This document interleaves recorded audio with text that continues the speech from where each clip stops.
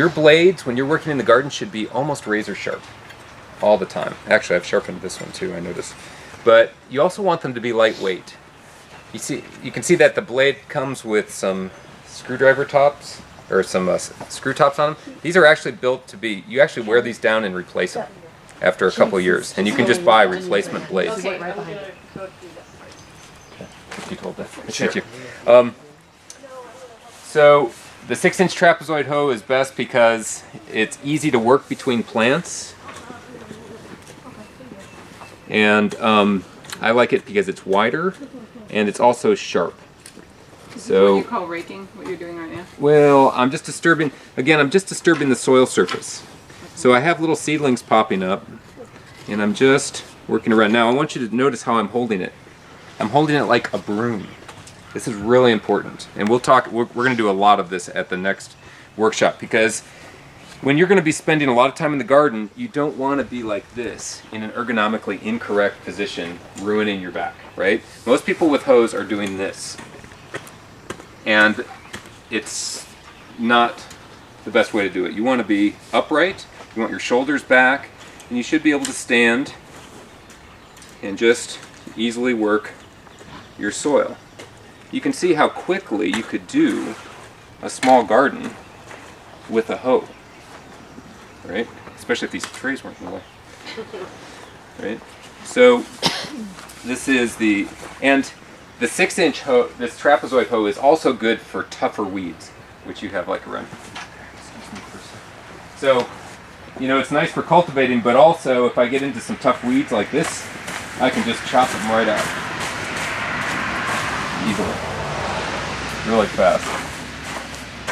Now if it wasn't so wet, we could all practice out in the garden. But for about now. We'll have to save that fun for next time. All right. Another hoe you should be familiar with is the stirrup hoe. Okay. I'm showing you a really bad practice. These tools should never be put away dirty like this. And I've done it. Did you have that file? No. When you're done with your tools, it is better to wash them and get the dirt off than to leave them. Which, you know, I think metal tools and water, that's like, you never do those together, right? But it's better to have them clean and wet because they'll at least dry, but when you have the soil on it, that really causes them to rust. Filing your tools is something everybody's going to learn. We'll definitely cover it in detail next time, but on all of the tools, there's a little edge, or at least any good tool. Now, if you go to Farm King and look for a hoe, it's going to be awful. I mean, it is not worth anything. You'd be better making your own hoe out of shells or something. I mean, they're terrible. And nobody in town carries anything worth having, I don't think. Anyway, you want a sharp edge on these, so you just file it right along that edge. And if you're learning to do this, you might want to wear gloves. These actually get really sharp, and I'm just used to cutting myself, as you can tell, probably. You want sharp edges. And when I'm working with a tool, I'll do this every 20 minutes. Because I want it just razor sharp all the time, because any tool that cuts, you want sharp. And this tool works like this. A lot of farmers that I know use these a lot. Does anybody see a problem with this, though? Bent over. You can't. Yeah. I'm bent over and I'm hunched. The wheel hoe is basically, it's a stirrup hoe with a wheel, obviously. Okay, and the wheel hoe works like this, and again, we'll be doing a lot of this next time.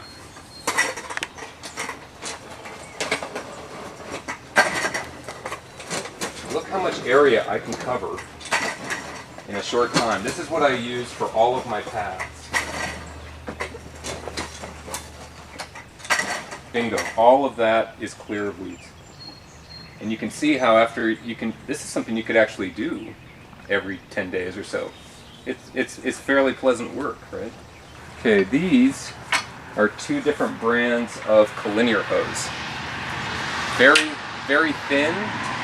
Very good for a dry soil like this. It's not. Oh, that's what it is. Again, hand here, And I always switch hands as often as I can. Everything should be left and right.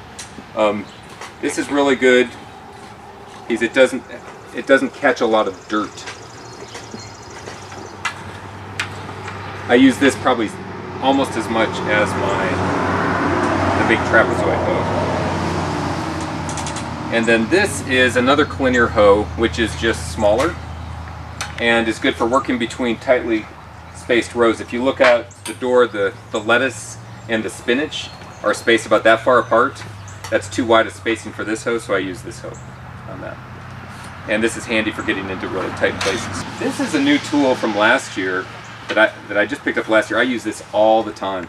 It is great for mixing in. Like you see, my soils are really loose in here. I can mix in compost, fertilizer, you know, peat moss, whatever, very easily with this, and I can prepare new ground with it also. I don't even know what it's called. Does anybody? You don't know, do you? 3-prong. Yeah, 3-prong something. Okay. So when you're preparing the soil, you can use this, and it's also like we used this around the asparagus the other day. Mm-hmm. It's just a good, just breaks up that surface layer real easily. It doesn't snag on plants, which most hoes will either cut or break off. The fact that they're only oriented away from you and not across at all means that you can run it through stuff that you can't use that. And then another tool I use for weeds when they're very small is the rake. So if, like around the asparagus plants, I just break up that soil surface, you know, about once a week, and this covers a lot of space at once.